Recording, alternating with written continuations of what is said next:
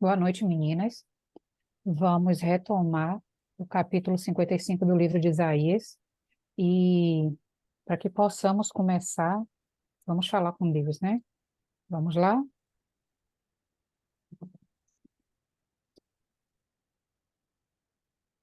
Senhor nosso Deus, glorioso, soberano, santo, poderoso e amado Pai. Nos fizeste, ó Deus, filhos por sua graça e misericórdia, por meio do Senhor Jesus e em nome dele, meu Deus, que te pedimos que o Senhor possa, meu Pai, dirigir esse momento, que o Senhor possa falar através de nós.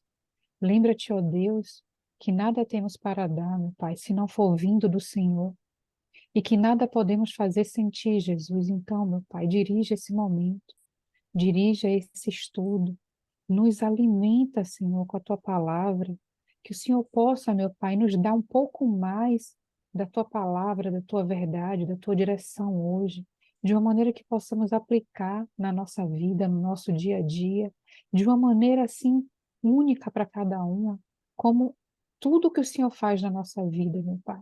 O Senhor nos trata de maneira individual, de maneira especial, de cada detalhe de nossa vida. Então, dirige, meu Pai, esse momento aqui, e que a tua palavra venha trazer ainda mais vida para cada uma de nós hoje.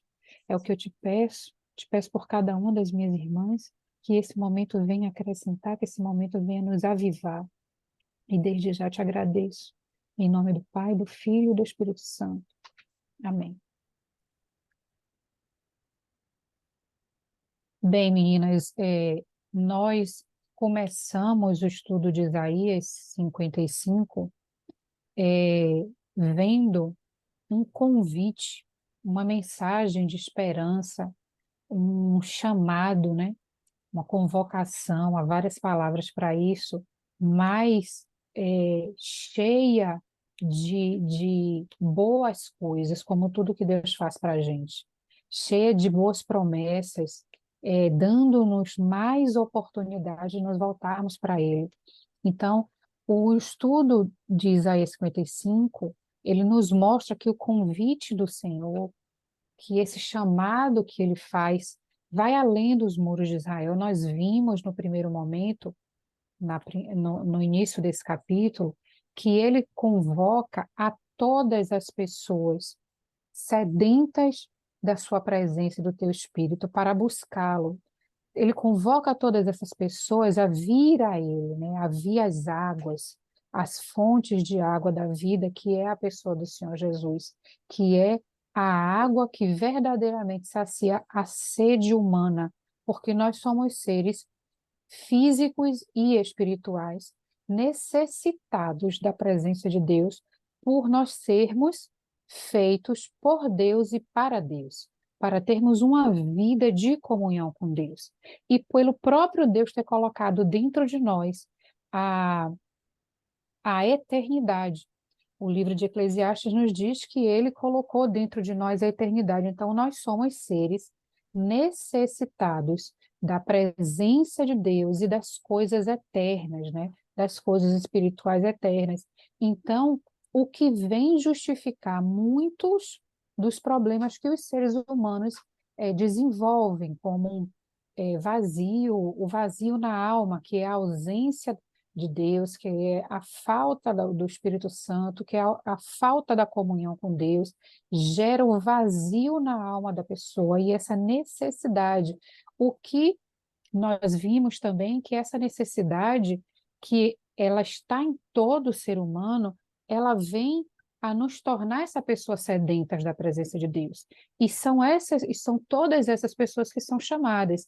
O chamado foi feito lá para o período do exílio, para o período atual que Isaías profetizou, para o período do exílio, para os dias atuais e para o juízo que está por vir.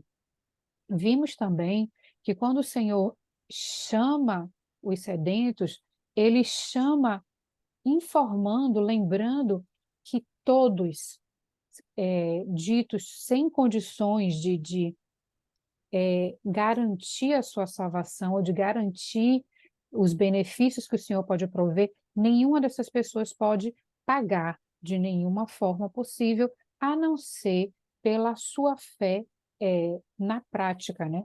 Pelas suas atitudes de fé, à luz da palavra de Deus. Então, ele lembra que a sua graça, o seu favor, o seu alimento substancial, que é realmente eficiente em saciar a fome e sede humana da presença de Deus, não pode ser alcançado por méritos nossos, e somente pela fé e é, e pela obediência, né, à palavra de Deus.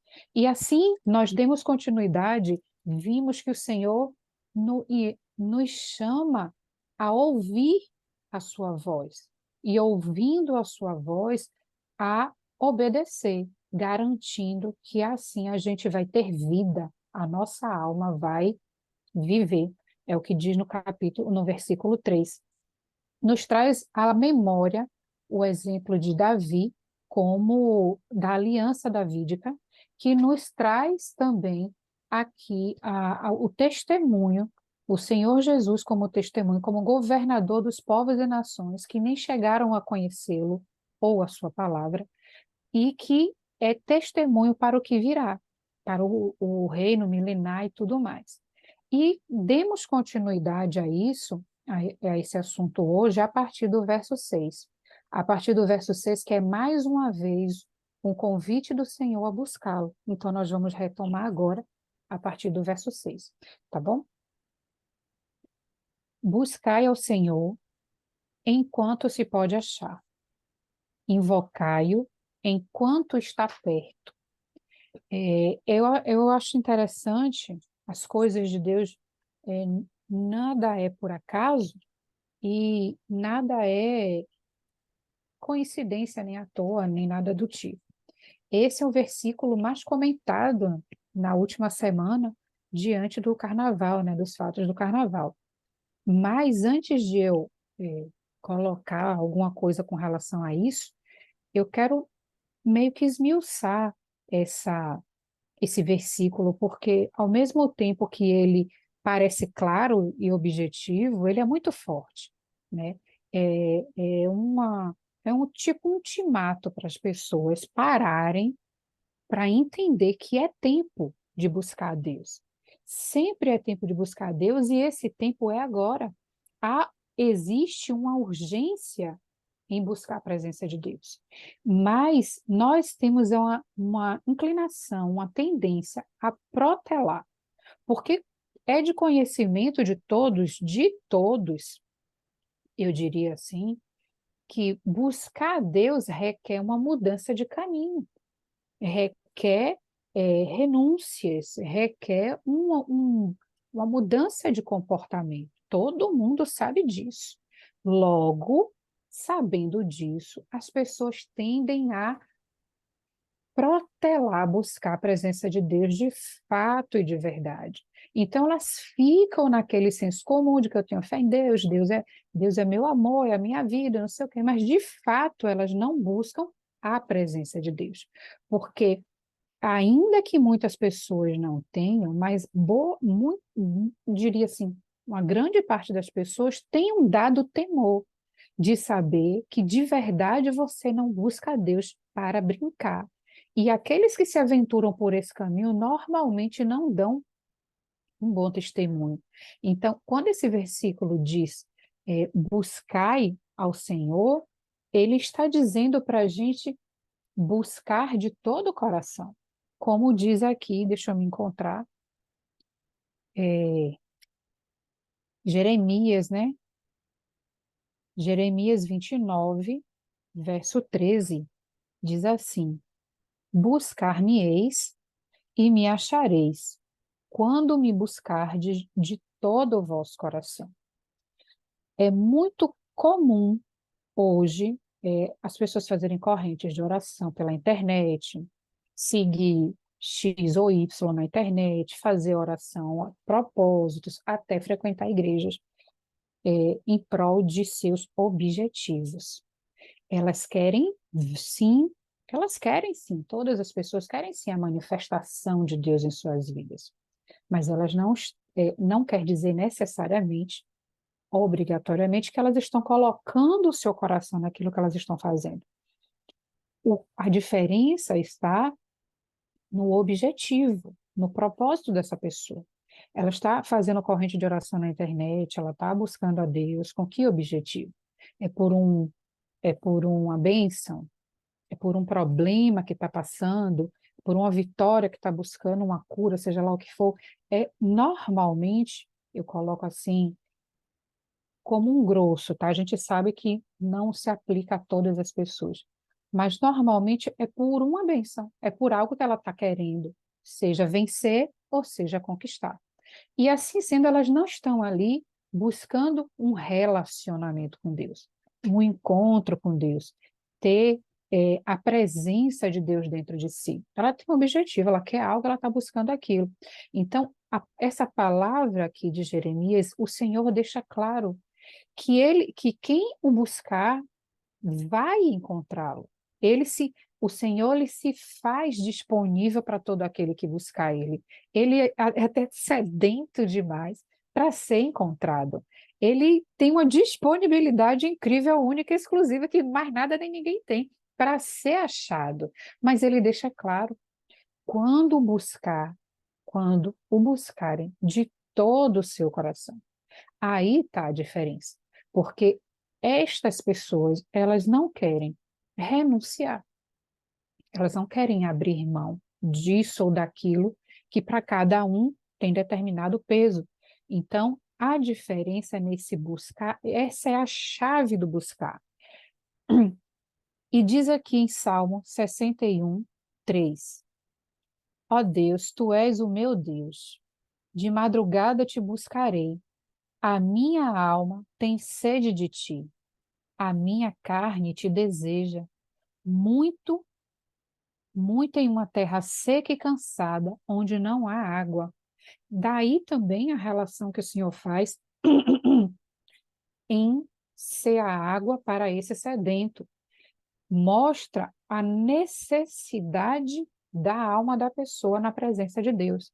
Então, esse buscar tem que ser com sede, tem que ser com determinação, tem que ser com todas as suas forças. Isaías 65, verso 1, deixa eu ver se está certo.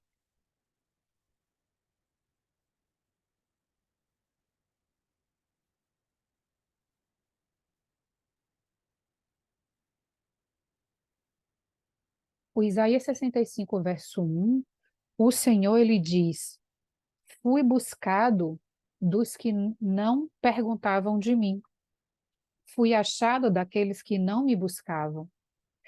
A uma nação que não se chamava do meu nome, eu disse, eis-me aqui, eis-me aqui.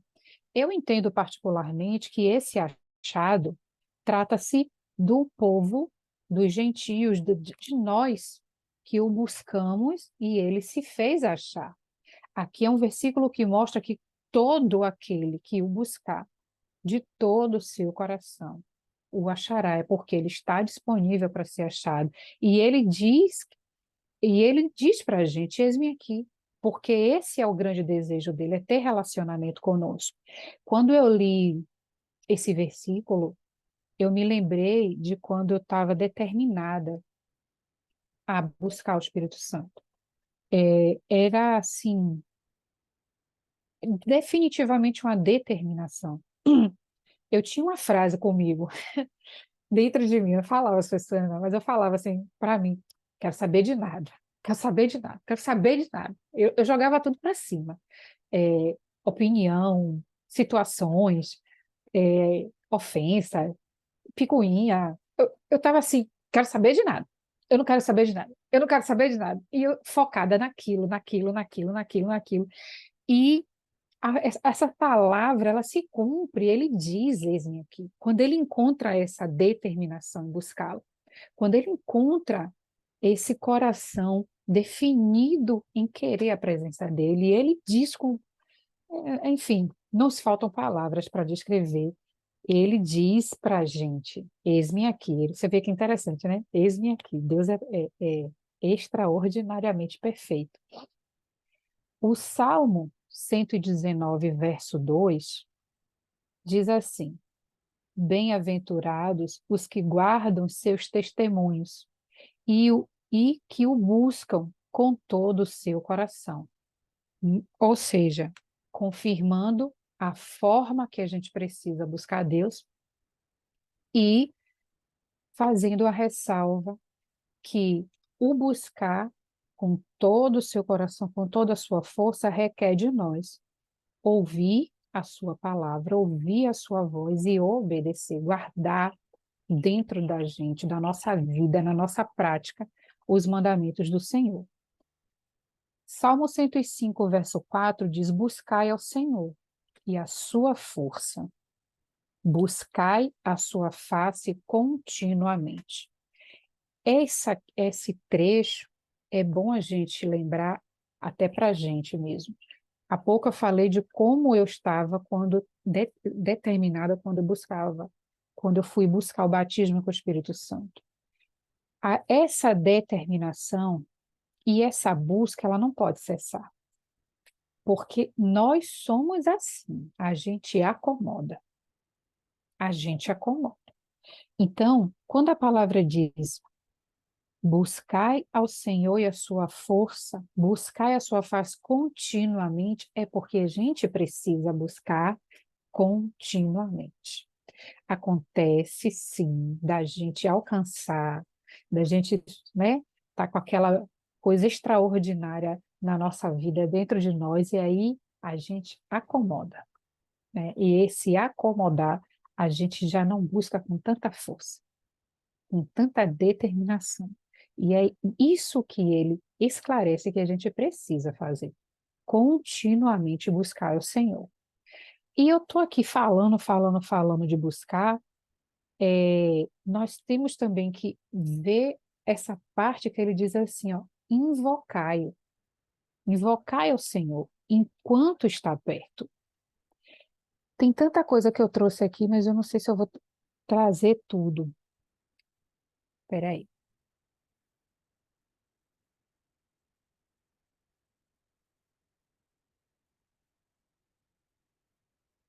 Eu ia cortar, mas eu vou trazer só mais uma coisa aqui. Eu gosto muito de 2 Crônicas 7,14. Gosto mesmo. Porque hoje eu tenho uma felicidade muito grande de ser povo do Senhor, de ser considerada povo de Deus. Então,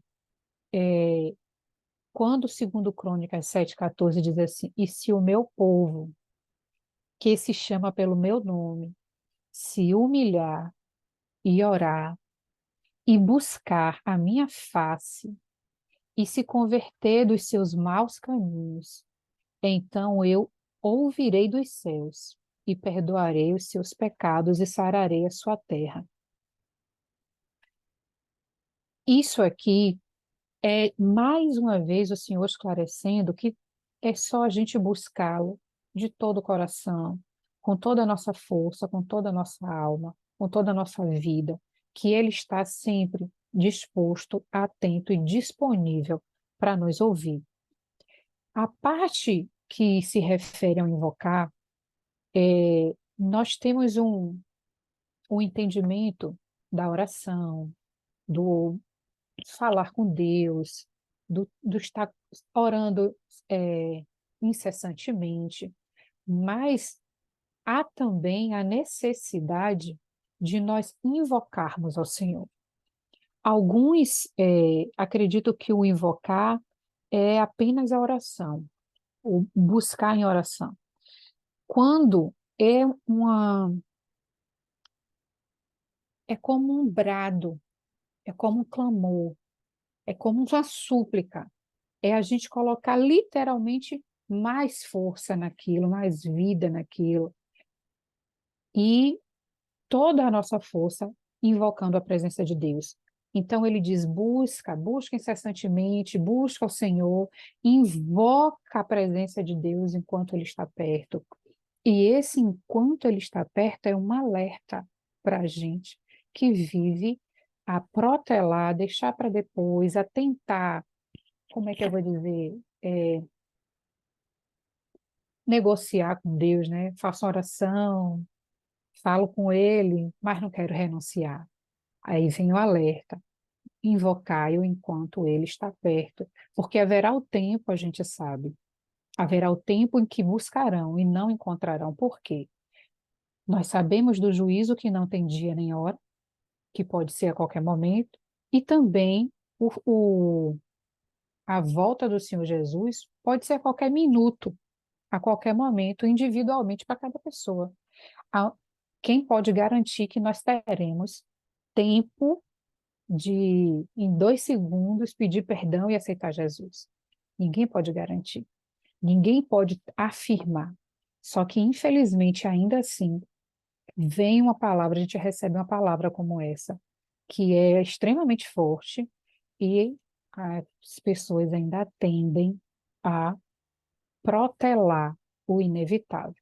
Às vezes tem um buraco enorme dentro dela. Está sofrendo, arrastando corrente, literalmente.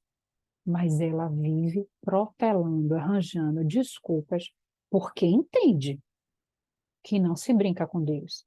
E que se você decide buscar Deus, tem que ser de maneira verdadeira. Ou então fica namorando, fazendo corrente de oração na internet e tudo mais, buscando suas bênçãos. Mas a palavra está aí. E a palavra vem como alerta. E a palavra vem para cumprir o objetivo que ela a gente vai falar mais para frente. A palavra está aí para alertar, para chamar atenção, para despertar, porque o objetivo do Senhor, eu escrevi aqui, mas eu não. O objetivo do Senhor é salvar. O objetivo é cuidar. O alerta é para ameaçar? Não. É para despertar. É para fazer lembrar, trazer a memória que pode acontecer de chegar o dia e a pessoa não ter mais condições de buscá-lo. E aí a gente já sabe que é um caminho sem volta e não tem como consertar. Pense que esse pai zeloso que insistentemente, de todas as formas possíveis e imagináveis, está aqui insistindo para que o povo se volte para ele. Ele quer punir? Ele não quer punir. É até paciente demais. Ele não quer punir. E eu dou graças a Deus pela paciência dele, viu? Mas tem que ter paciência comigo. Dou graças a Deus por isso. Então, entrando nesse versículo, eu sei que as coisas de Deus não têm nada coincidência, não tem nada por acaso. Sei também que absolutamente tudo está no controle das suas mãos. Absolutamente tudo. E que, independente do intento, do pensamento, do objetivo, da intenção da pessoa, a palavra foi pregada. E isso eu estou me referindo à situação do carnaval. Eu não acredito, eu não acredito que. Eu fui ler o negócio aqui e me perdi. Eu não acredito que exista momento e lugar para se pregar a palavra de Deus. Independente se é uma jumenta, um pecador, um hipócrita, eu não acredito que exista lugar e momento para se pregar a palavra de Deus. Eu acredito que tem que se pregar. Acredito que se possa usar. Acredito que a palavra deve ser pregada. Independente. Eu vejo essa situação como uma oportunidade de se alcançar. É como qual é? Eu esqueci o termo. O pregador do telhado, entende? Que eu esqueci o termo. É você ter a oportunidade de falar para milhares de pessoas um pouquinho da palavra de Deus. Você agarra essa oportunidade e fala.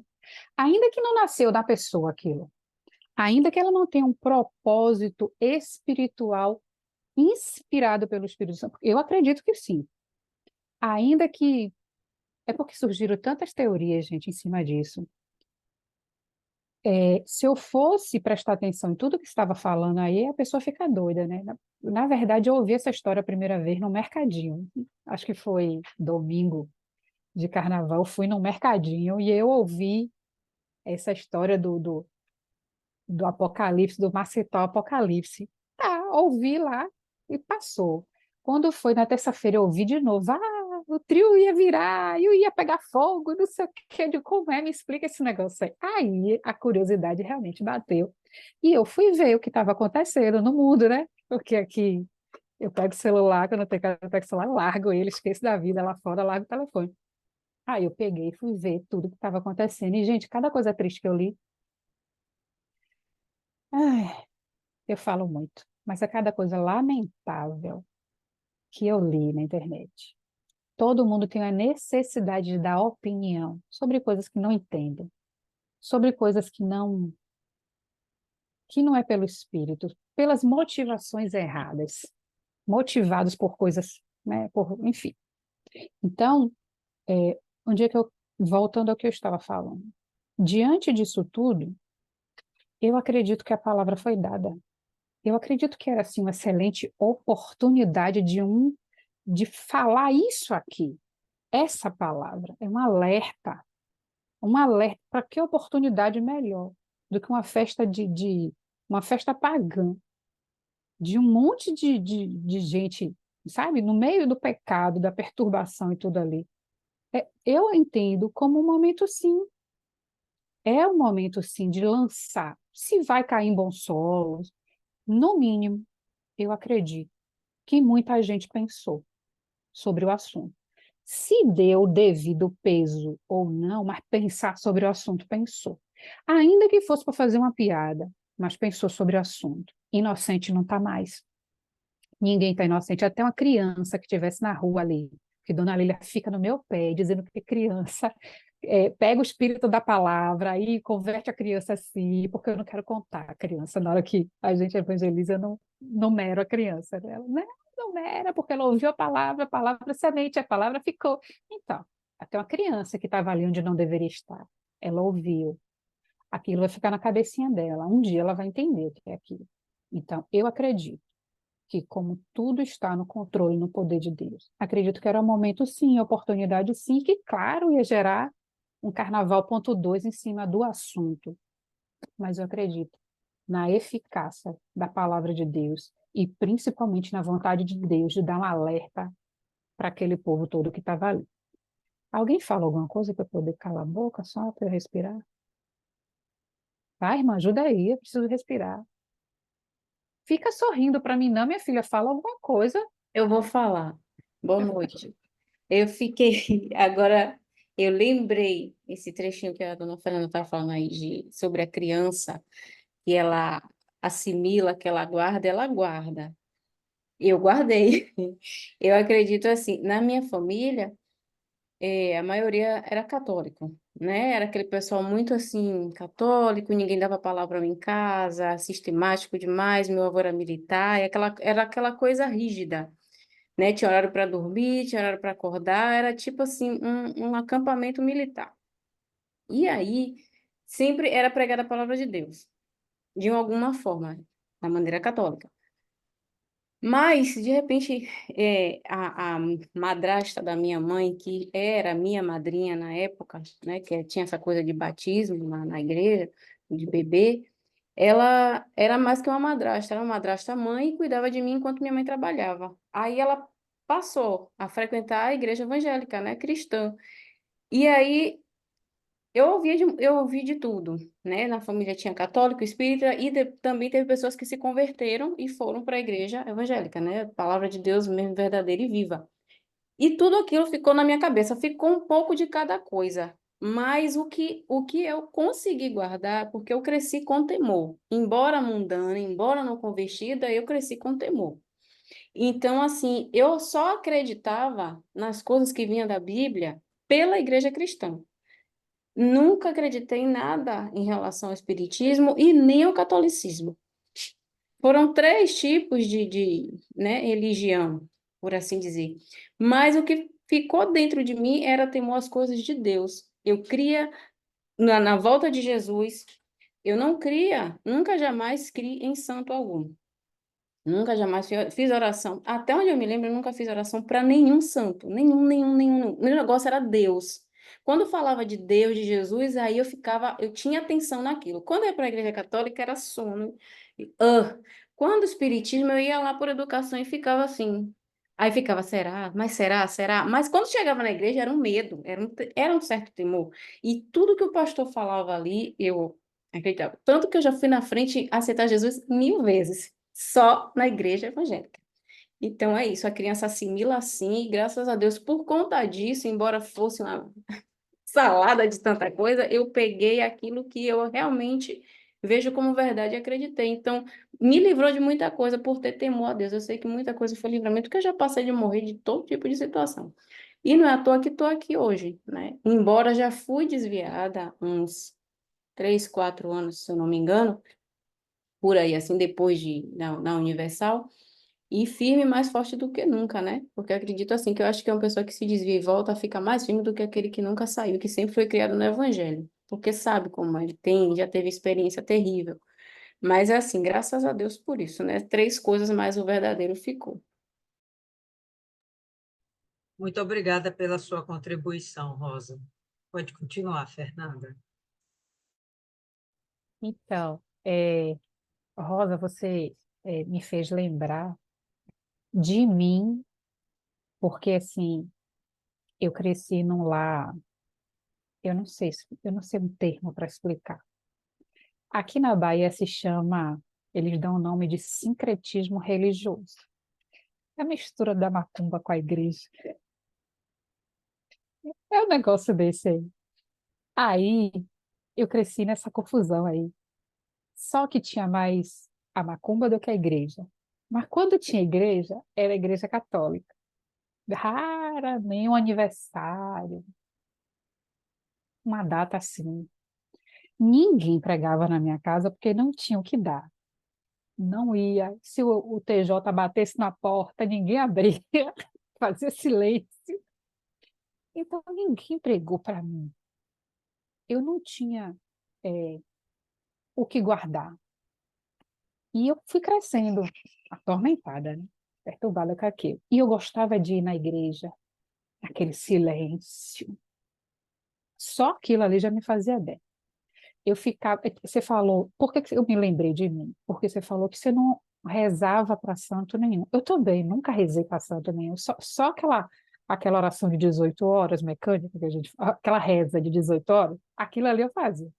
Mas fora isso, eu ia na igreja assim, ficava lá naquele silêncio, olhando aquele Jesus na cruz ali, e o foco era aquilo ali.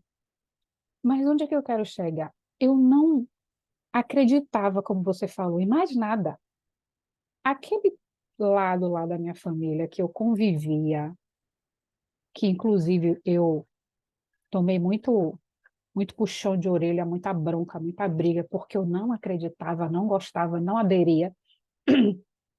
Isso de criança a adulto, eu não conseguia crer naquilo. Não era uma coisa que eu pensava porque eu ouvi determinada palavra, eu escolhi crer naquilo. Não, eu não cria naquilo, eu não gostava daquilo, e meus pensamentos se inclinavam para cá, pelo pouco que eu já tinha ido ou visto no filme, porque novela nunca teve nada que preste com relação a isso. Mas meu coração, minha mente se inclinavam para cá. Então, mesmo sem ter ouvido a palavra ou a pouca palavra que eu ouvi, remetia a minha fé para esse lado. E eu me lembro que quando eu tive depressão e outras coisas mais, eu rezava para Deus. Para Deus, eu queria insistentemente ver a face de Jesus.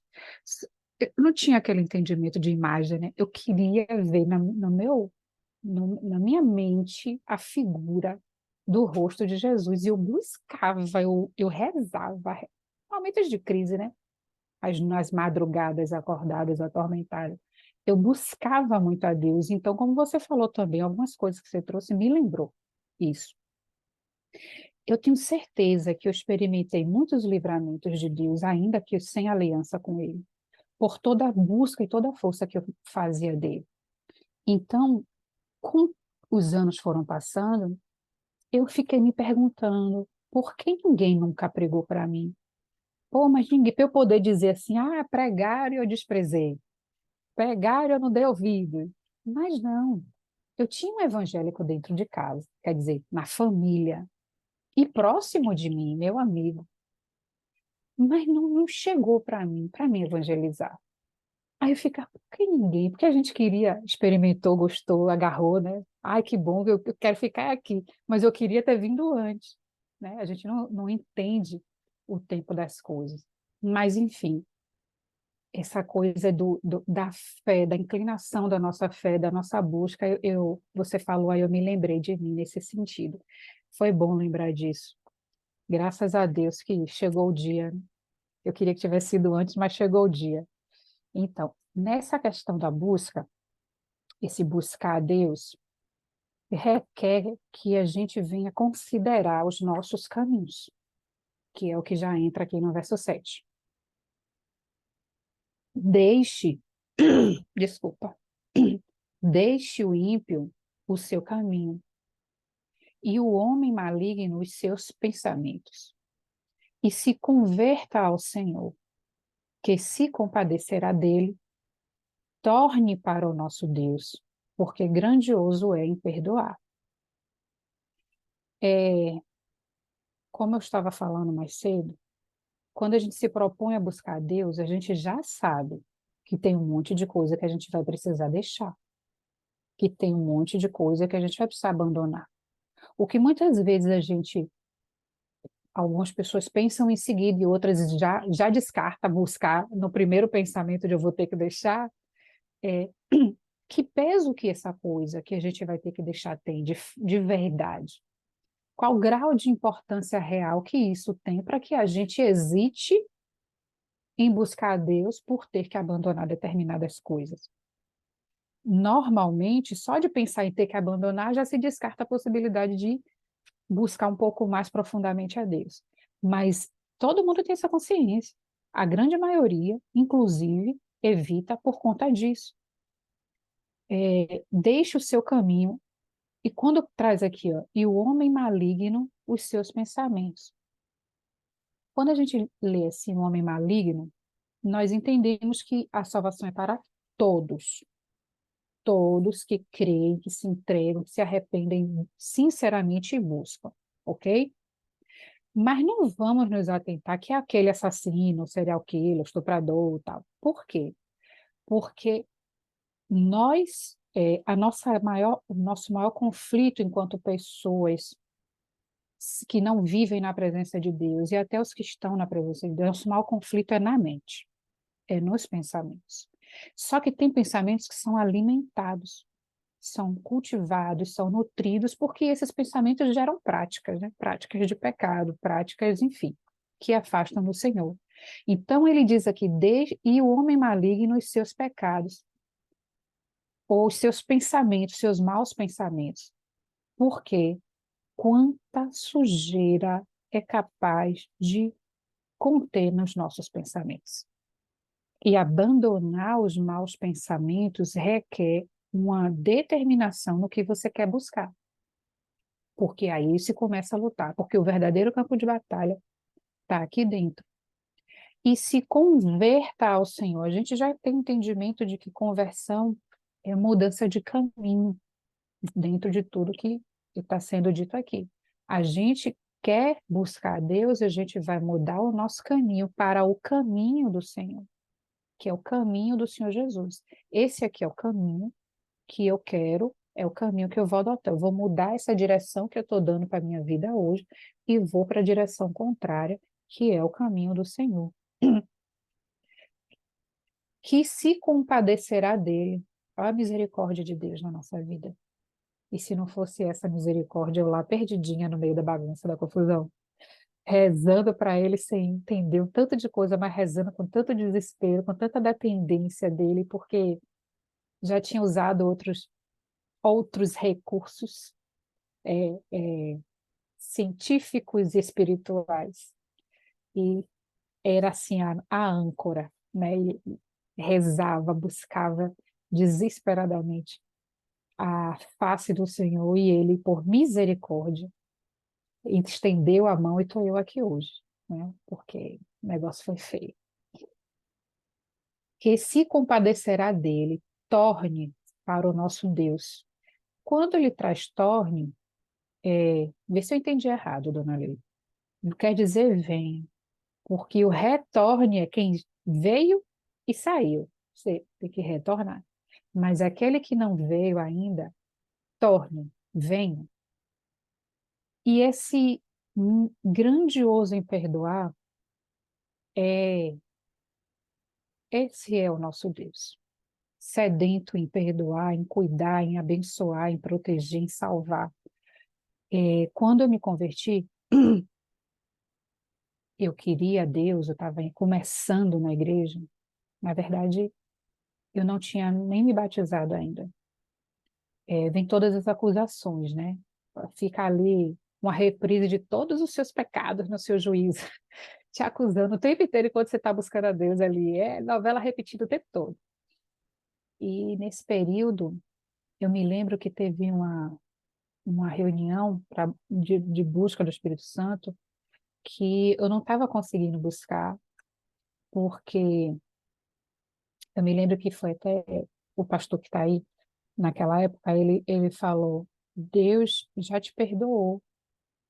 Aí, para eu entender que Deus tinha me perdoado de determinada coisa que estava lá latejando na minha cabeça. Tá bom, eu entendi, Deus me perdoou, eu agradeci, Deus me perdoou. Mas quem disse que eu me perdoava? Quem disse que eu me perdoava? E foi uma guerra muito grande. Eu não sei porque tem uma referência de fogo na minha memória. Eu não sei contextualizar ela muito bem, mas tinha uma referência de fogo, né, na minha memória desse dia que a gente tinha que lançar tudo. Enfim, eu tive que entender que Deus tinha me perdoado e eu precisava me perdoar. Então, quando eu li, desde a primeira vez que eu li e todas as vezes que eu voltei a ler esse versículo, eu me lembro desse dia, que eu estava ali resistindo em me perdoar, com uma grande dificuldade de buscar o Espírito Santo. O nosso Deus, porque é grandioso em perdoar. E graças a Deus por isso, porque esse perdão dele é tudo. E quando a gente entende isso, a gente entende que se ele nos perdoou, a gente precisa também se perdoar dos nossos pecados, desde que, né, claro, não seja um oba-oba, uma brincadeira, seja arrependimento sincero. Fala alguma coisa aí, por favor, para eu respirar? Bora, irmã? É, você observa que até o verso 5 é o próprio Deus falando. Até o verso 5, do 1 ao 5, são palavras do próprio Deus. Aí chega do 6 ao 7, parece que são as palavras do próprio Isaías, do próprio sacerdote, ou melhor, profeta. E é meio complicado você pensar em alguém que deve retornar, sendo que ela não foi. Então, no meu entendimento, esses dois versos, Isaías está se referindo de fato a Israel. O Israel que pecou, que está lá no cativeiro, por causa da sua idolatria. E ele aqui está falando: olha, busca ao Senhor enquanto é tempo, busca enquanto se pode achar, retorna, porque ele é capaz de perdoar. Desde o início, esse capítulo, como você já falou, e é totalmente pertinente, é um convite para todas as nações. A gente vê isso no verso 5, né? Eis que tu chamarás uma nação que tu não conheces. Isso aqui é Deus falando a respeito de Jesus. Tu conhecerás uma nação que não te conhece, que você não conhece, aliás, se referindo ao próprio Israel. E depois ele fala: nações que não te conheceram, a ti correrão. Todas as demais nações. Ele vai ser apresentado a Israel. Israel vai passar a conhecê-lo, vai haver a formação da igreja, todas as demais nações vão buscar a Deus através do testemunho do Senhor Jesus. O que a gente faz hoje é testemunhando o Senhor Jesus. Aí, quando ele parte para o 6 e o 7, ele está tratando literalmente com Israel. Aí, para a gente, eu acho que vale para a gente, no momento, como você falou aí na estante, que você, ou melhor, você não, Rosa falou na estante, que ela se afastou e voltou. Volta. Hoje eu estava evangelizando lá a moça, e a moça falando que ela estava um pouco afastada. Tem lá a denominação, que ela... E eu falei, volta. É uma pessoa que já conhece a palavra e que está distante por um motivo ou outro, enfim. Aí a gente vai e tem esse entendimento. Aqui na minha versão fala, inclusive, dessa forma, ó, deixe que o perverso abandone o seu caminho e o homem injusto os seus pensamentos, e permita-o retornar para o Senhor. Do jeito que a versão que você leu, não tem esse entendimento de permita-o. Quando você fala assim, permita, parece que ele está sendo impedido, né? Dá uma intenção assim, uma ideia de que ele está impedido de prosseguir a busca a Deus. Não, então permita que ele possa buscar a Deus e que então ele encontre o arrependimento e o perdão dos seus pecados, né? E como eu já falei para vocês, eu gosto muito da versão King James porque ela é muito mais próxima do que do texto, ela é muito mais fiel ao texto original.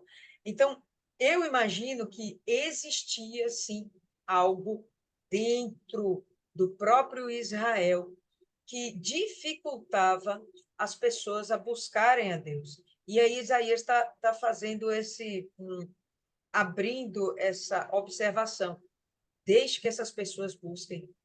Deixe porque elas vão encontrar perdão e elas vão encontrar salvação.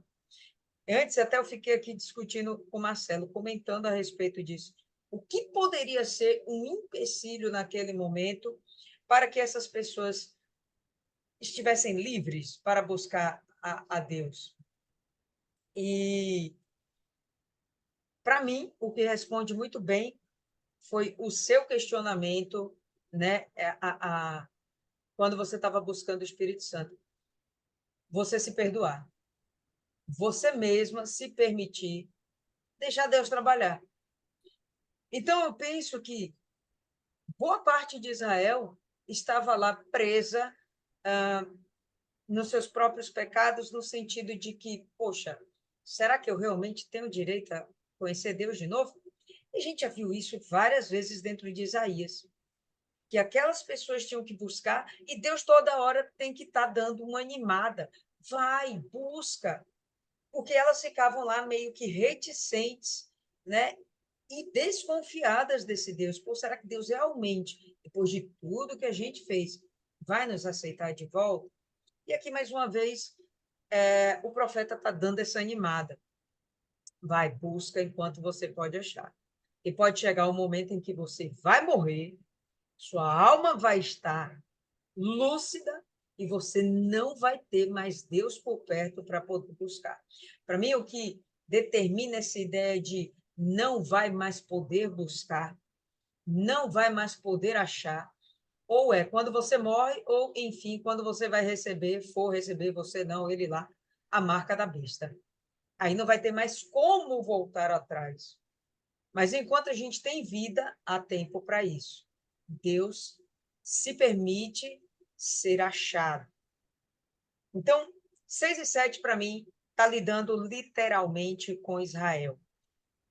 Para nós, igreja, vale quando somos aquela pessoa que conhecemos a Deus e, por algum motivo, caímos novamente, e ele dá a chamada, volta. Que era o que acontecia com Israel. Israel conhecia Deus e tinha caído, volta. Né? Então, não é uma chamada geralzona para os pagãos. Como é que os pagãos vão voltar para quem eles não conhecem? Né? Então, fica, me fiz clara? Então, fica essa ideia embutida de que esse 6 e 7 está lidando com Israel. E a gente vai ver que, a partir daqui, continua lidando com toda a humanidade, tanto Israel quanto os pagãos, né? A partir desse versículo até o final, vai estar lidando com toda a humanidade.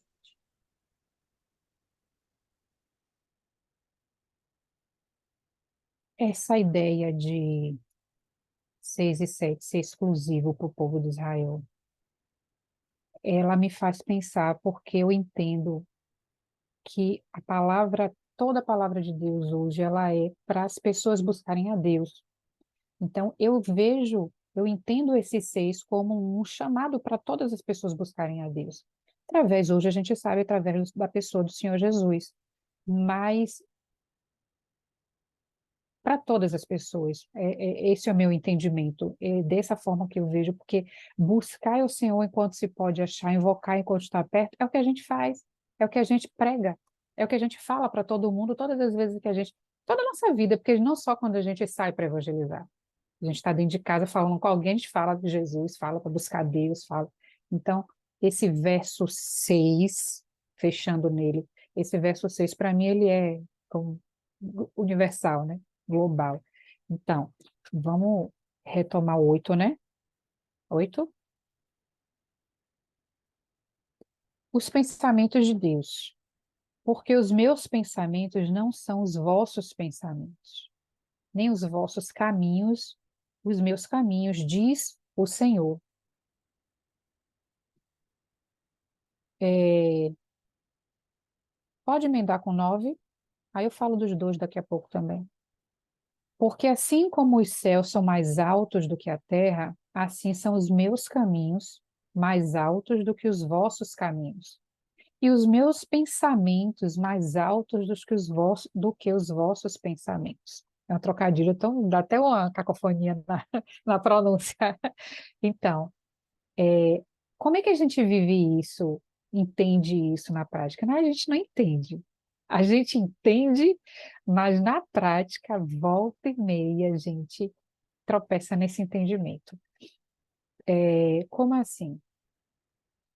A gente não tem a pretensão de entender os pensamentos de Deus, a gente sabe que eles são gloriosos, que eles são muito além do que a gente pode imaginar, que o plano dele é perfeito, que ele sabe de todas as coisas, a gente sabe disso.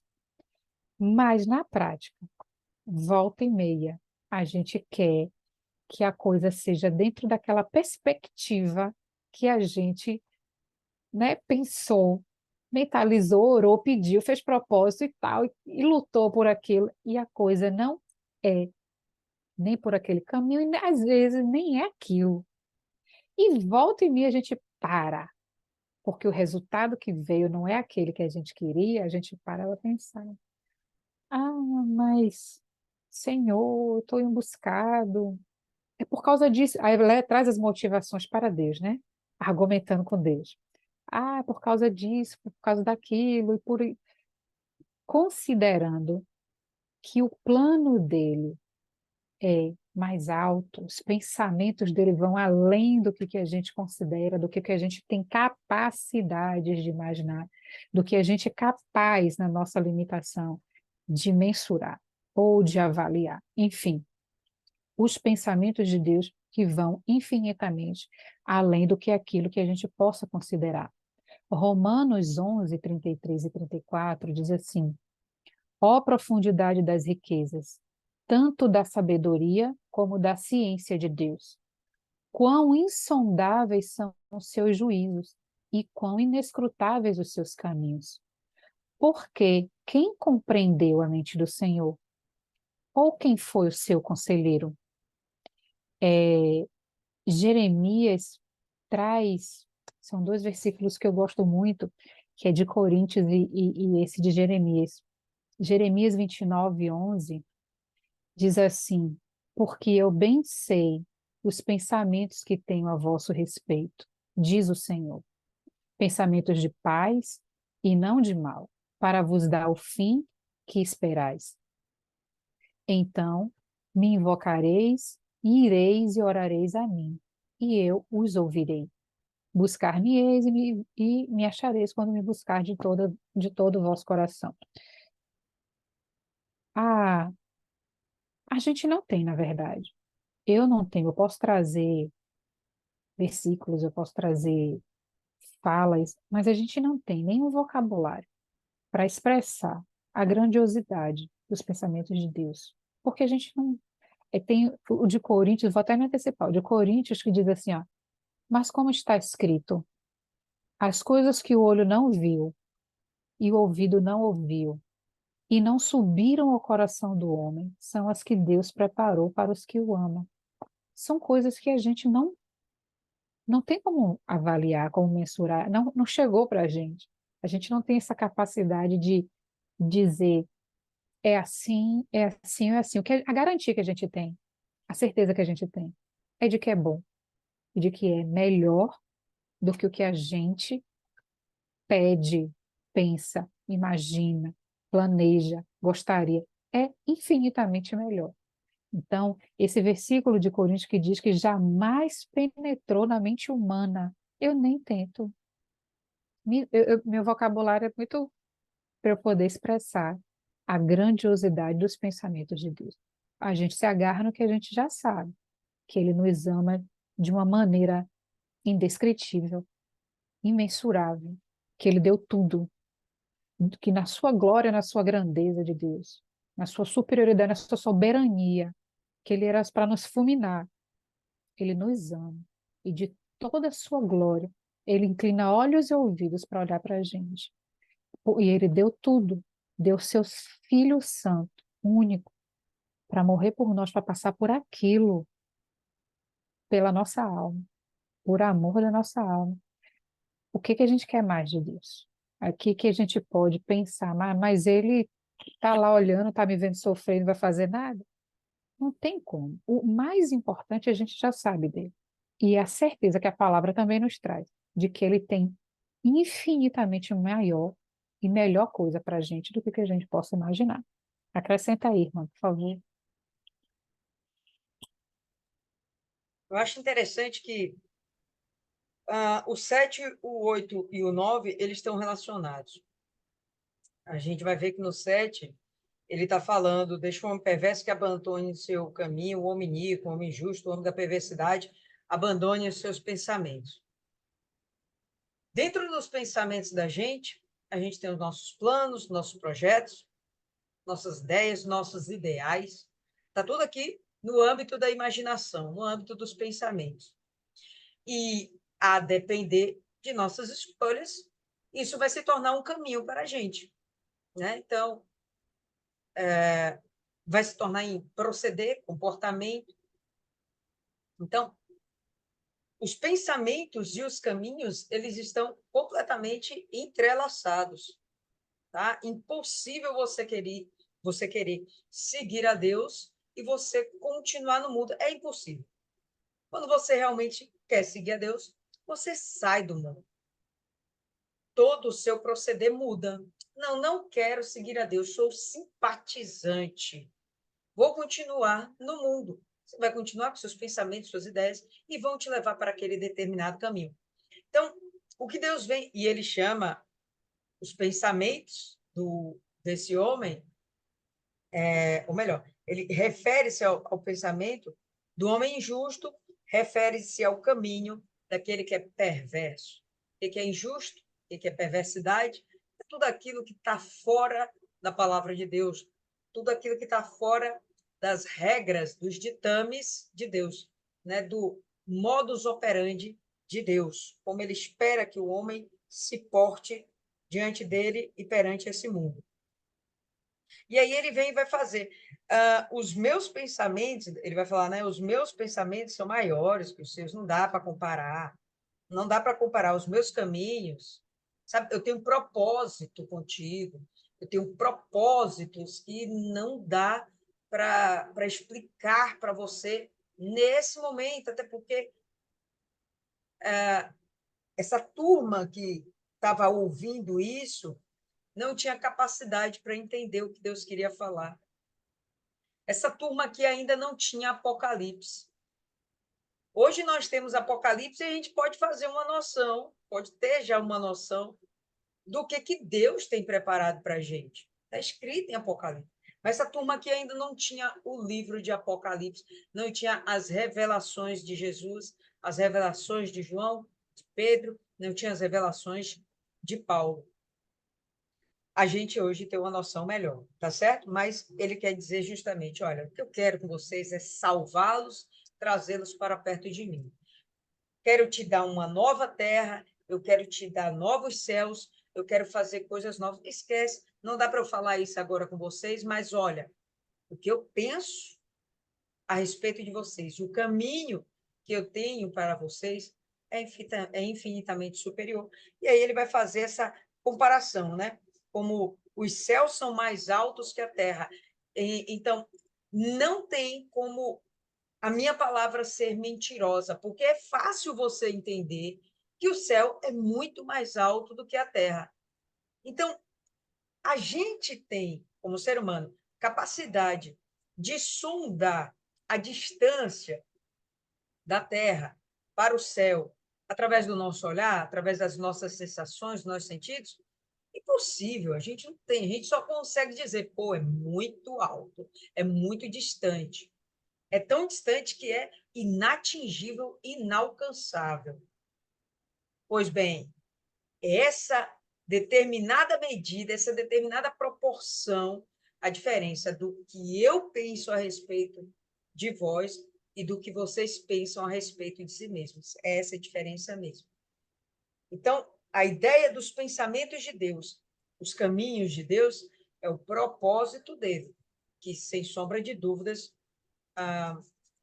está dentro do plano da salvação da alma do homem.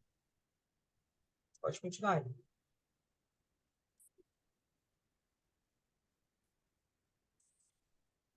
10.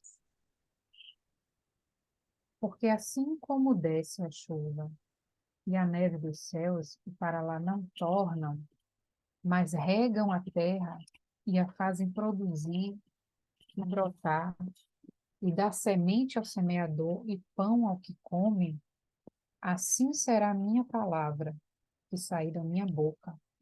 Ela não voltará para mim vazia. Antes, fará o que me apraz e prosperará naquilo para que a enviei.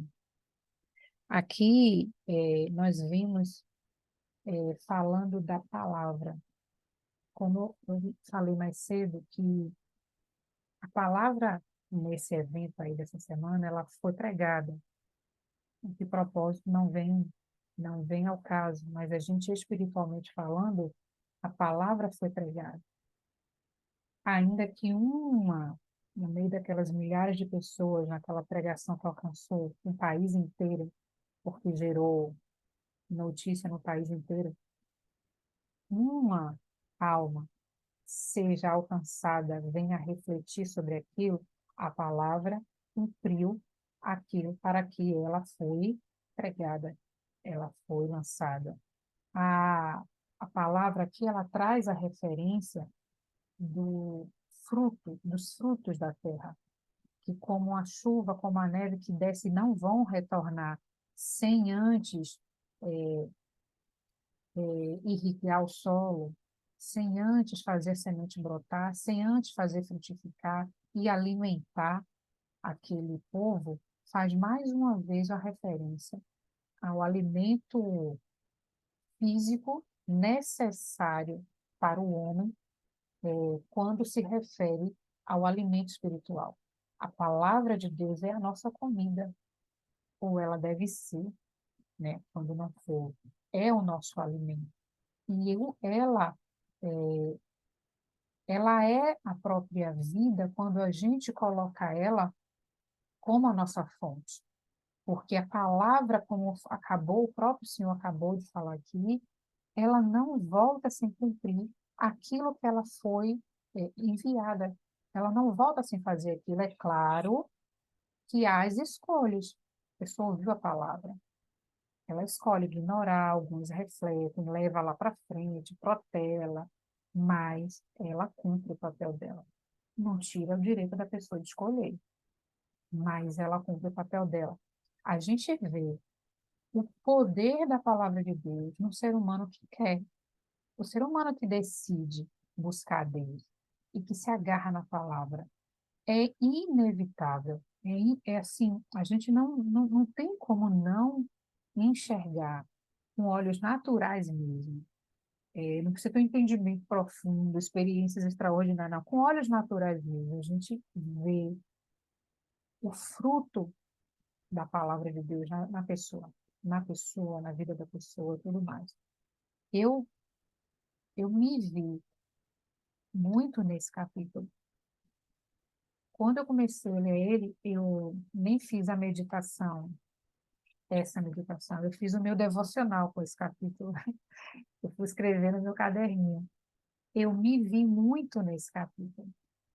Então, eu fico muito feliz de ver cada etapazinha da minha caminhada até aqui, nesses 13, 12 versículos aqui. Porque nós vimos também que a palavra é a pessoa do Senhor Jesus, é o Verbo. A gente sabe que lá em João 1, cadê? Onde é que está a minha testa? Deixa eu ver minha testa, acho que eu estou atropelando as coisas, por isso que eu não estou achando minha testa. Aqui. No princípio era o Verbo, a palavra. E o Verbo estava com Deus, e o Verbo era Deus. Pulando para o verso 14, diz assim: E o Verbo se fez carne, e habitou entre nós, e vimos a sua glória como a glória do unigênito do Pai, cheio de graça e de verdade. E todos nós recebemos também, 18, 16, e todos nós recebemos também da sua plenitude, e graça por graça. Porque a lei foi dada por Moisés, e a graça e a verdade vieram por Jesus Cristo. Então, quando eu penso nisso aqui, eu penso na pessoa do Senhor Jesus falando comigo, na pessoa do Espírito Santo falando comigo, na pessoa do Deus Pai falando comigo. Como que a gente passa ileso pela palavra da vida sem que ela venha dar frutos em nós?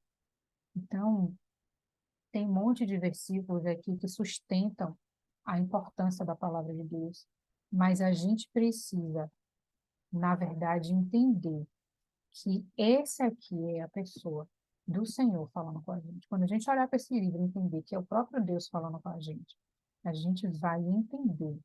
E os frutos que brotaram, que irão brotar ainda dentro da nossa própria vida, ou de terceiros, que a gente gostaria tanto de ver isso acontecer com ele. Eu gosto muito desse aqui também, que diz o Salmo 147, a partir do verso 15, ele diz assim, ó: O que envia o seu mandamento à terra, a sua palavra corre velozmente. O que dá neve como lã, asperge a geada como cinza. O que lança o seu gelo em pedaços, quem pode resistir ao seu frio? Manda a sua palavra e os faz derreter. Faz soprar o vento e correm as águas. Mostra a palavra a Jacó, os seus estatutos e os seus juízos a Israel. Não fez assim a nenhuma outra nação. E, quanto aos seus juízos, não os conheceram, não os conhecem. Louvai ao Senhor. Hebreus 6:7 diz assim: Porque a terra embebe a chuva, que muitas vezes cai sobre ela, e produz erva proveitosa para aqueles por quem é lavrada. Recebe a bênção do Senhor. A palavra de Deus produz frutos em cada um de nós, frutos de mudança, frutos de arrependimento, frutos de fortalecimento, frutos que são necessários para a nossa salvação e que são visíveis. Contribui aí, irmã, vai.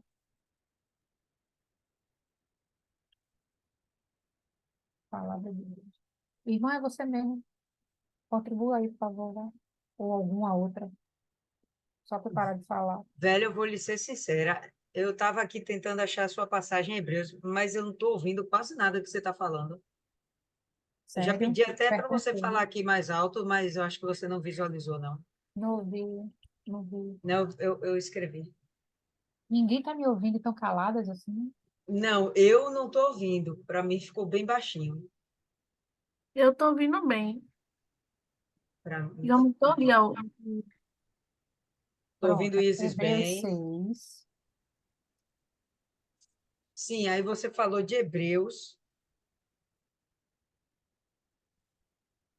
Fale. É para falar de novo? Pô, eu não ouvi, velho. Deixa de perseguição, chatice. Hebreus Pró, 6, que 7. pró mais chata, mesmo. Ai, eu nem tenho mais a voz que eu tinha antes. Hebreus 6, 7. Vai lá, Ah, fale da palavra aí. Você é maravilhosa falando da palavra. Fale aí, vá. Deixa eu beber água. Vai. porque a terra que absorve a chuva, que cai sobre ela e produz erva útil, provê para aqueles que a lavram e recebe a bênção da parte de Deus. Mas aquela que produz espinhos e abrolhos é rejeitada, vai estar da maldição e o seu fim é ser queimada. Eu queria ver, Eu não eu, li que- a 8, tu que tá lendo, viu? sim, pois é, tá vendo que eu não te ouvi? Eu queria entender a correlação que você estava fazendo com o texto aqui.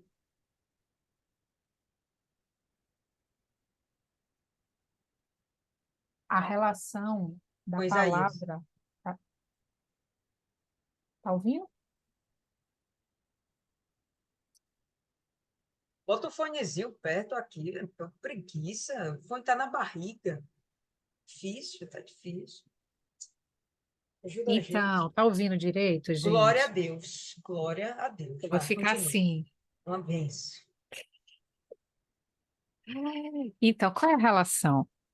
Que os frutos produzidos pela palavra, como a água da vida, a relação que a palavra traz de que, como a chuva, que é a água a geada que desce na terra e cumpre o seu papel de regar, nutrir, ajudar a semente a desenvolver e gerar frutos, a mesma forma, assim é a palavra de Deus. E esses frutos a que se refere, eles são as bênçãos que a gente recebe de Deus, eles são advindos da palavra. Entendi. Eu vou um pouquinho mais longe. Esse fruto não seria bem bênçãos. O objetivo aqui, né, quando ele fala, talvez você tenha pensado no fruto, porque o cara está aqui comendo o pão, né? Mas vamos lembrar que o pão da vida é Jesus e vai se transformar em palavra. Então, o objetivo da profecia não vai retroceder. O objetivo da profecia é fazer com que pessoas se convertam. Todas, não, mas vai frutificar. Haverão pessoas sendo salvas. Eu vou além da questão de fruto. Eu vou pensando o fruto como salvação. Porque é isso que Jesus, ou melhor, Deus está querendo reafirmar aquilo que ele falou antes dos planos dele. Os caminhos deles são mais altos, os pensamentos deles são mais altos. E assim, a minha palavra, eu tô dizendo para vocês, estou prometendo para vocês, o que eu tenho para vocês é muito maior. E olha, assim como eu estou falando isso, minha palavra com certeza vai se cumprir. E aquele que crê vai ver os caminhos mais altos, vai apalpar os meus pensamentos mais altos, vai tomar posse da salvação. Eu não diria só bênçãos, eu acho que fica muito reduzido para a grandiosidade aqui do texto. Mas eu penso que essas promessas, né, a gente deve estar atento ao que realmente o texto está falando. A promessa, o trabalho aqui, pessoal, é salvação. É mais do que bênção na sua vida, tá? Todo esse capítulo ele está falando de salvação, de salvação, de salvação. Não é sua cura, não é sua prosperidade. Ele fala aqui de prosperar, a palavra dele vai prosperar, ou seja, vai alcançar o objetivo, né? Não vai ficar, de fato, sem inerte, inútil. Não, ela vai prosperar, mas sempre no ponto de salvação.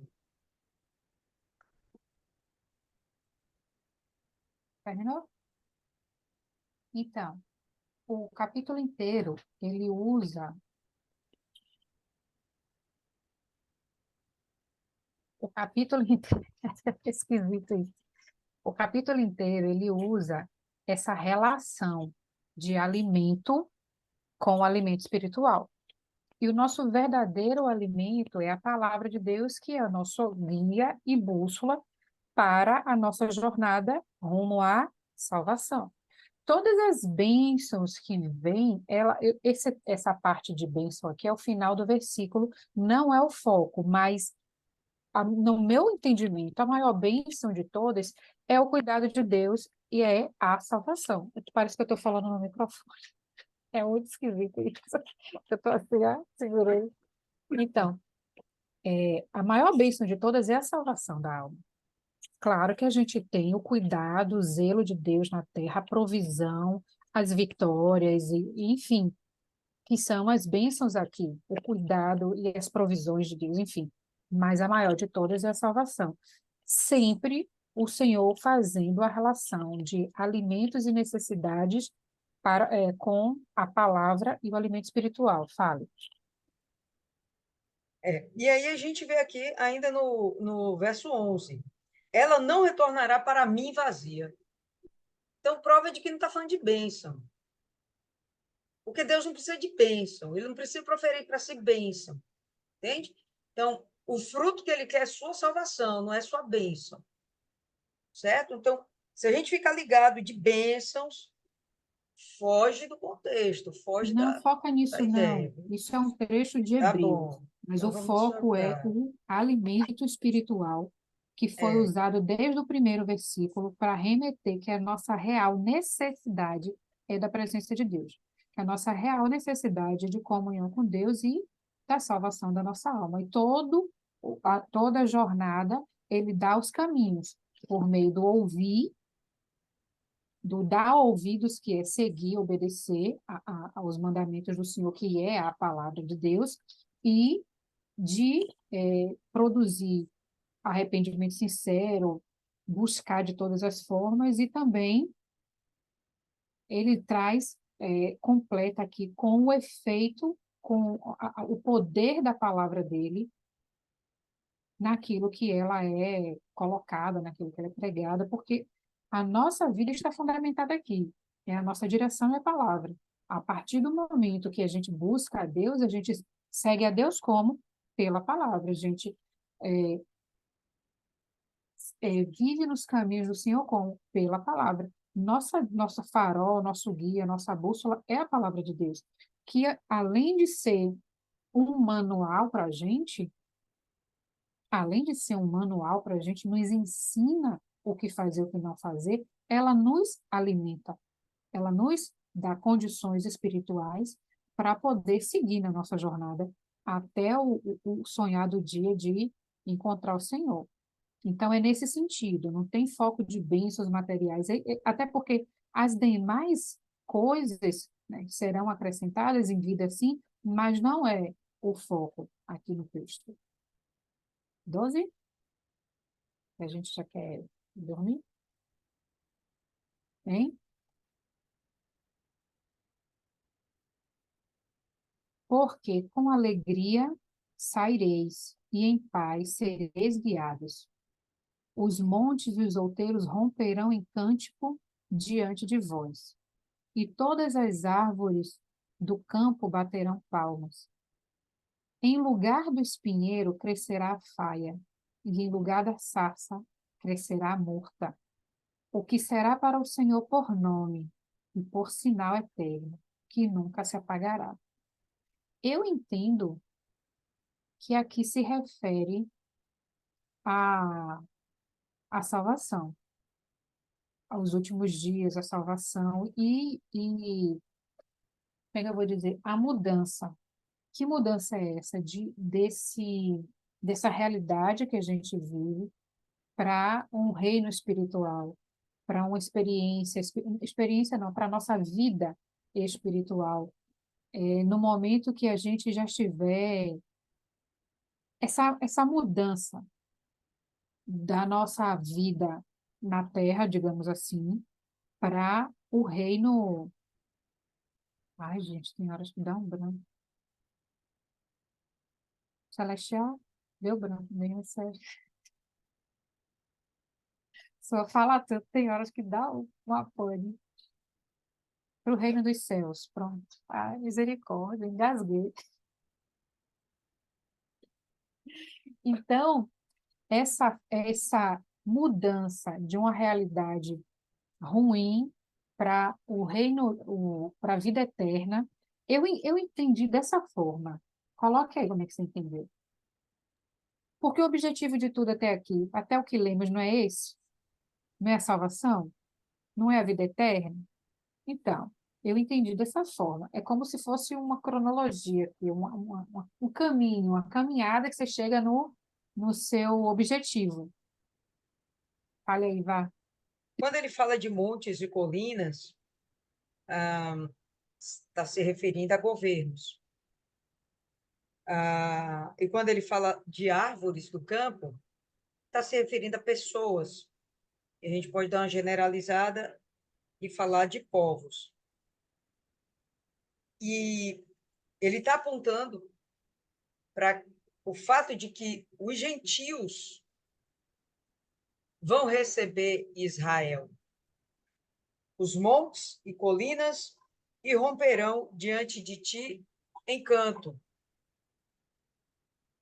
Os governos, as nações vão receber Jesus, vão buscar Jesus. E, obviamente, Israel faz parte desse trabalho. Israel faz parte desse contexto, né? E todas as árvores do campo baterão palmas. Estamos falando de um momento de júbilo, de alegria. Para mim, aponta realmente o governo milenar. No lugar do espinheiro, brotará pinheiro, cipreste.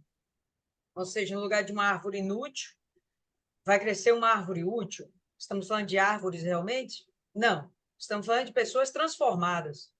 Aquele que era perverso se tornará agora uma pessoa piedosa, uma pessoa regenerada, nascida de Deus. Aponta, lógico, para a salvação. No lugar da sarça, brotará a murta. E isso será para o Senhor como um memorial e por um eterno sinal de que nunca deixará de existir. O que vai fechar com chave de ouro? O que vai provar? O que será um memorial? O que vai lembrar a Deus que a palavra dele prosperou? As pessoas que se converteram, as nações que vão buscar a Deus, próprio Israel regenerado, nascido de novo.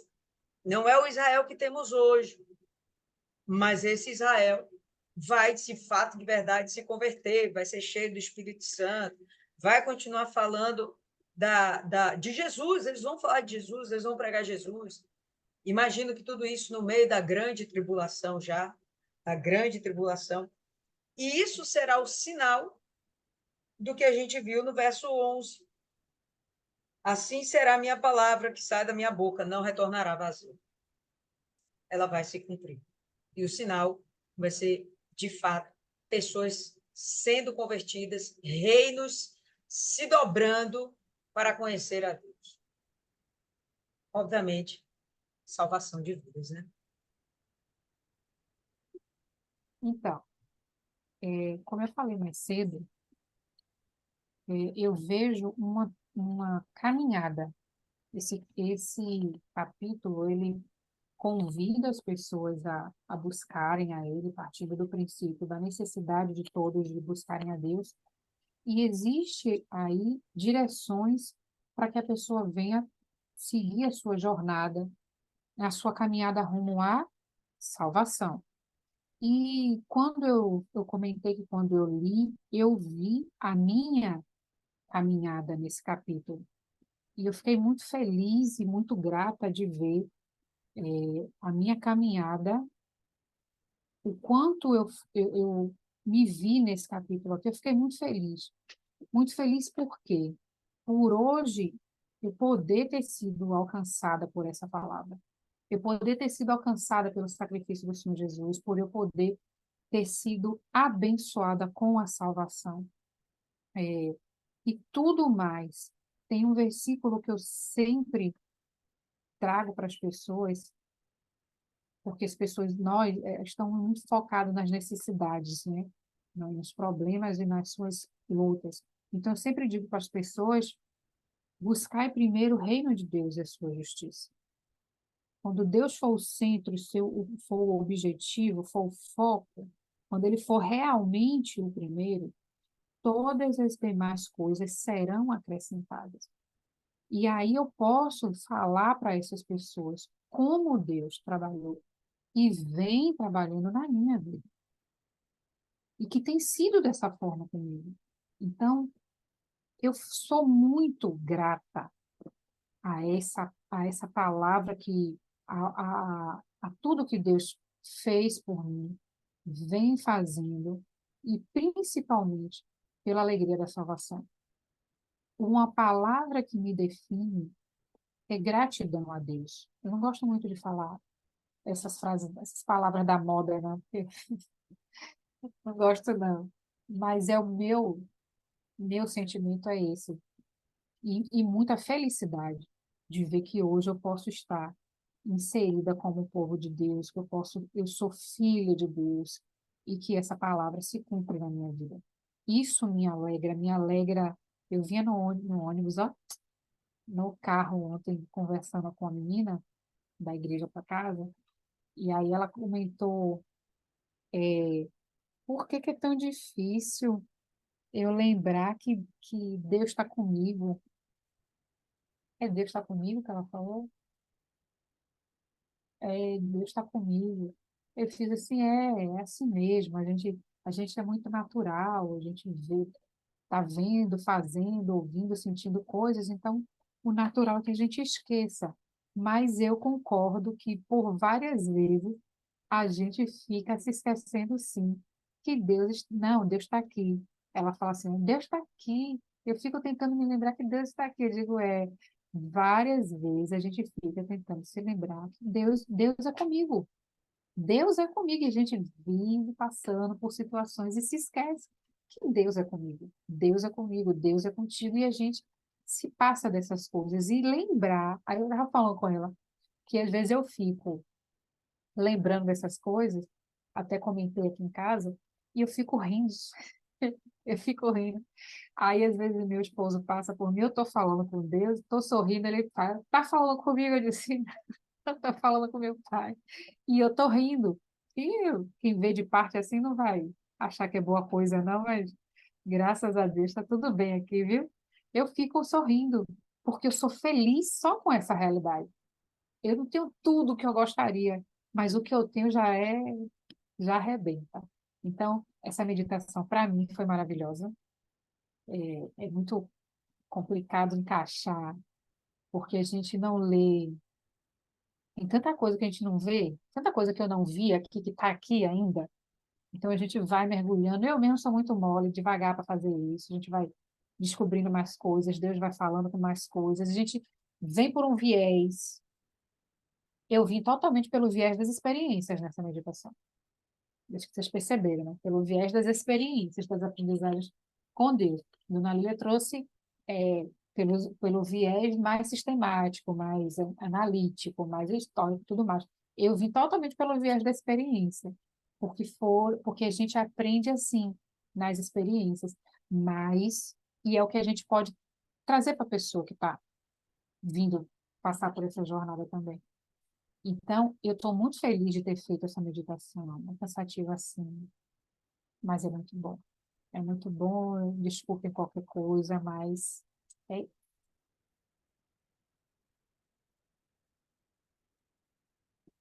E aí, ele vai orar para a gente dormir, que agora meu sono foi embora, né? Antes de orar, alguém quer acrescentar algo mais, pessoal?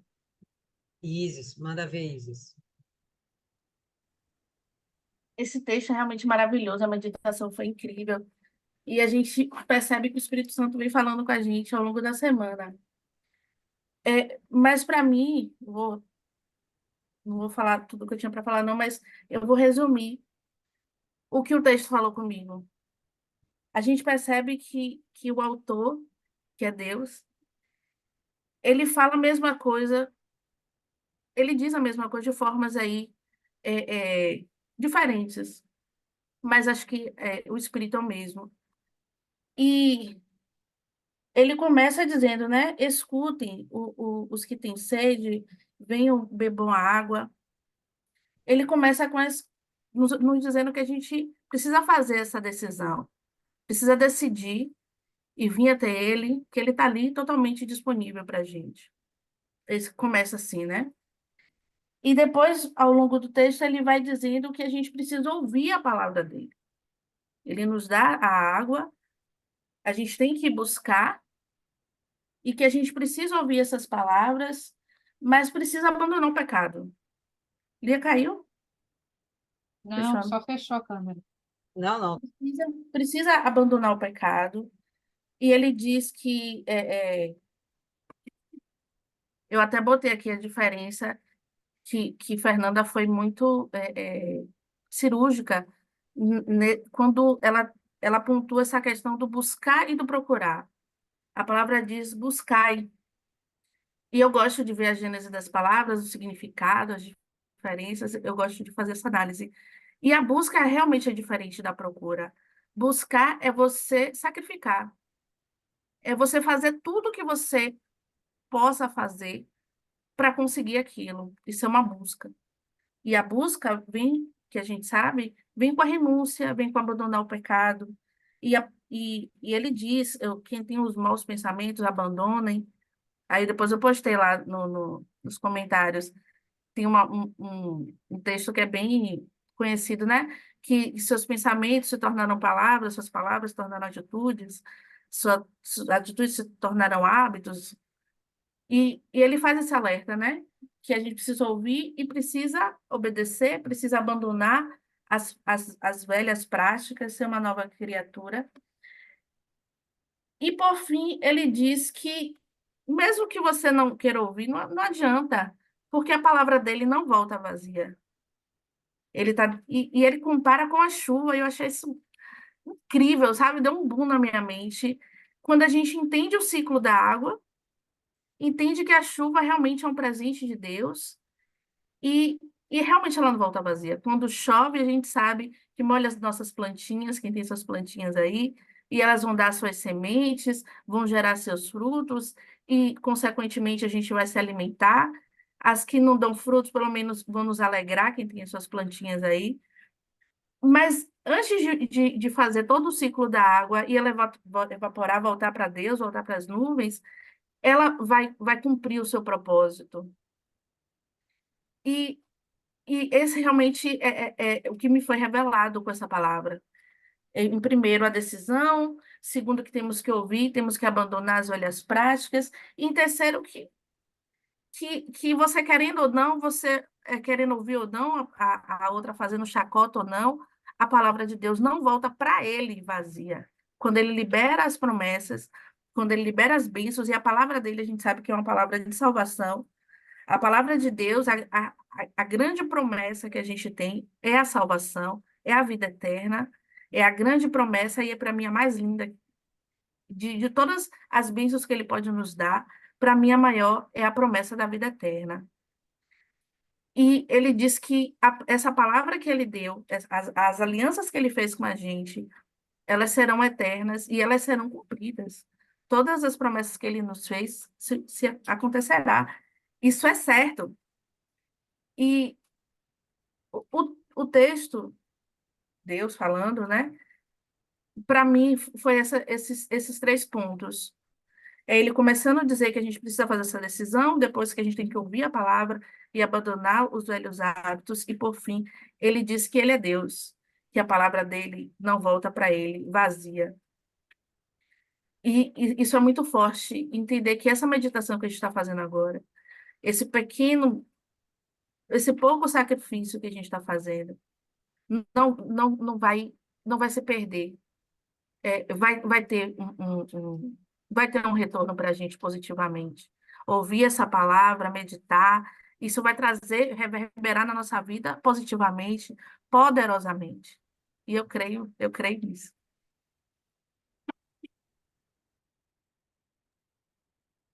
Mais alguém quer acrescentar algo? Meu Deus, Lívia está entrando agora. Só pai. Fernanda, indica alguém aí para fazer a oração. Deixa a Lívia entrar para ouvir a oração.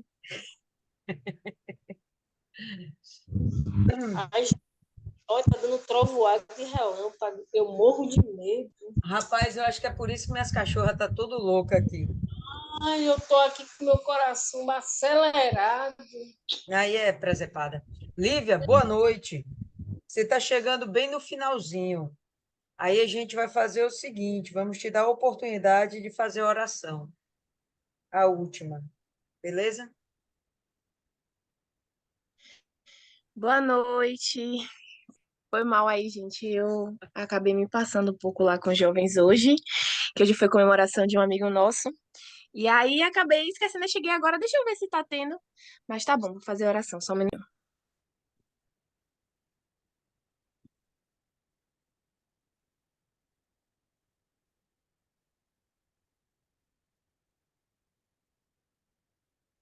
Abre o áudio. Ela pediu um minutinho. Ah, tá.